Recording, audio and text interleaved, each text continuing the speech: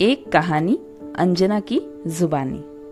एक दिन अचानक चक्कर सा आया, तबीयत कुछ बिगड़ने लगी, अजीब सा लगने लगा। पहले कभी ऐसा लगा ही नहीं, कुछ अलग सा महसूस हुआ। समझ नहीं आ रहा था क्या करूं। मैंने उनसे कहा तो उन्होंने कहा चलो डॉक्टर के पास चलते हैं। डॉक्टर ने देखा और कुछ टेस्ट करवाने को कहा। टेस्ट करवा के रिपोर्ट का इंतजार करने लगे। रिपोर्ट मिलते ही डॉक्टर के पास गए। मन बेचैन हो रहा था, दोनों बहुत घबराए हुए थे। आखिर बात क्या है?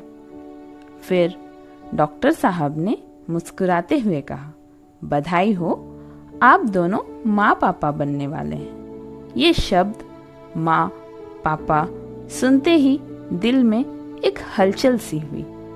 फिर दोनों ने एक दूसरे को देखा और मुस्कुराने लगे। घर पहुंचते ही सबको खुशखबरी दी। जैसे जैसे समय बीतता गया, सब ख्याल भी ज्यादा रखने लगे और चिंता भी करने लगे। देखते देखते वो समय भी आ गया जिस पे सबकी नजर अटकी थी। अप्रैल का महीना था। सुबह सुबह अचानक एक असहनीय दर्द। तुरंत अस्पताल में भर्ती करवाया गया। दर्द सहना मुश्किल तो हो रहा था, ऐसा लग रहा था मानो जान निकल ही जाएगी। दर्द से कहराते हुए दिन बीतता गया। दोपहर के ठीक 2:30 बजे थे।